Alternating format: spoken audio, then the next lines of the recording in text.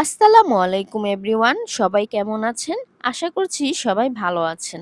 আলহামদুলিল্লাহ আমি কিন্তু ভালো আছি। আজকে সারাদিন কি রান্না করলাম সেটা আপনাদের সাথে শেয়ার করতে চলে এসেছি।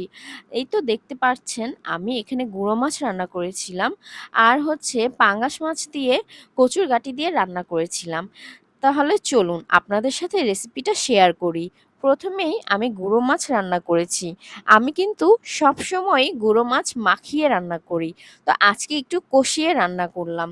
তো আমি প্রথমেই কড়াইতে তেল গরম করতে দিয়ে দিয়েছি। এরপর পেঁয়াজ কুচি এতে অ্যাড করে দিয়েছি। পেঁয়াজটা হালকা বেরেস্তা হয়ে আসলে এতে আমি আদা রসুন বাটা অ্যাড করে দিয়েছি। এরপর হচ্ছে আমি কিছু শুকনো উপকরণ এতে অ্যাড করে দিলাম। প্রথমে একটু হলুদের গুঁড়ো, তারপর মরিচের গুঁড়ো, এরপর ধনিয়ার গুঁড়ো অ্যাড করে দিয়েছি। সমস্ত মসলাগুলোকে আমি একটু তেলের সাথে ভেজে নেব। এরপর হচ্ছে আমি কিছু পানি অ্যাড করে দিব যাতে মসলাটা পুড়ে না যায়। তো পানি অ্যাড করে দিলাম। এরপর হচ্ছে মসলাটা ভালো করে কষিয়ে নিব। তো এর মধ্যে আমি একটু লবণ অ্যাড করে দিব। আমি লবণটা দিতে সবসময়ই ভুলে যাই। তো যাই হোক আমি এবার লবণটা অ্যাড করে দিলাম। এরপর হচ্ছে মসলাটাকে আমি ভালো করে কষিয়ে নিব। তারপর হচ্ছে আমি এতে কিছু টমেটো কুচি আর হলো কিছু কাঁচামরিচ কুচি অ্যাড করে দিব।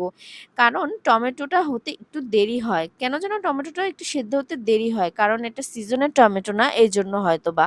তো যাই হোক টমেটো দিয়ে এবার হচ্ছে আমি ভালো করে মসলাটা কষিয়ে এরপর হচ্ছে এর মধ্যে আমি ধুয়ে কুটে রাখা মাছগুলো অ্যাড করে দিব। এখানে ছিল চাপিলা মাছের ছোট মাছগুলো। এই গুঁড়ো মাছ খেতে কিন্তু খুবই মজার। আর আপনারা সবাই প্রতিদিন চেষ্টা করবেন প্রতিদিনের খাবারে অন্তত একদিন হলেও গুঁড়ো মাছ রাখার জন্য। গুঁড়ো মাছ কিন্তু চোখের জন্য খুবই ভালো। তো এরপর হচ্ছে গুঁড়ো মাছগুলো আমি কষিয়ে নিয়েছি। আমি কিন্তু গুঁড়ো মাছটা খুরচুন দিয়ে নাড়াচাড়া করিনি। কারণ গুঁড়ো মাছ কিন্তু ভেঙে যাবে এর জন্য। তো কষিয়ে ভালো করে পানি দিয়ে এই তো আমার গুঁড়ো মাছ হয়ে গিয়েছে। আমি এতে ধনিয়া পাতা অ্যাড করে দিলাম। তো এরপর হচ্ছে আমার গুঁড়ো মাছটা হয়ে গিয়েছে। এরপর আমি আরেক চুলায় আমি মাছ ভাজতে নিয়েছি। আমি পাঙ্গাস মাছগুলোকে নুন, হলুদ মাখিয়ে কিছুক্ষণ রেখে দিয়েছিলাম। এরপর হচ্ছে তেলের মধ্যে আমি কড়কড়া করে ভেজে নিয়েছি। এরপর হচ্ছে মাছগুলো ভাজা হয়ে আসলে আমি আরেক চুলায় কড়াই চাপিয়ে দিয়েছি। এরপর হচ্ছে এতে পর্যাপ্ত তেল দিয়ে দিয়েছি। তেল গরম হয়ে আসলে তাতে আমি পেঁয়াজ কুচি অ্যাড করে দিয়েছি। পেঁয়াজ কুচিটা হালকা লাল হয়ে আসলে এতে আমি আদা রসুন বাটা অ্যাড করে দিলাম। এরপর হচ্ছে একটু জিরা বাটা অ্যাড করে দিলাম। এরপর হচ্ছে আমি একে শুকনো উপকরণগুলো দিয়ে দিব।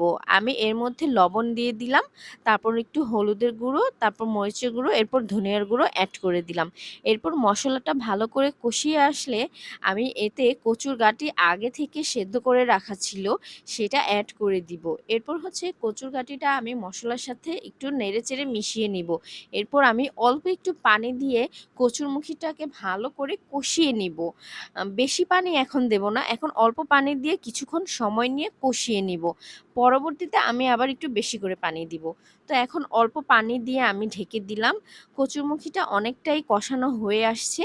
তো ভালো করে কষানো হয়ে আসলে এতে আমি একটু বেশি করে পানি অ্যাড করব। যাতে কচুরমুখিটা একটু ভালো করে সেদ্ধ হয়ে আসে। তো হচ্ছে এরপর আমি এতে পানি অ্যাড করে দিব। কচুমুখির মধ্যে পানি অ্যাড করে দিয়ে এর মধ্যে আমি মাছও অ্যাড করে দিব। মাছগুলো তো ভেজে রাখা ছিল এটা তো আপনারা দেখেছেন। এরপর হচ্ছে মাছগুলো আমি অ্যাড করে দিলাম। মাছগুলো অ্যাড করে দিয়ে কিছুক্ষণ জাল করলেই হয়ে আসবে আমার কচুমুখির তরকারি। এই ছিল আমার সারাদিনের রেসিপি।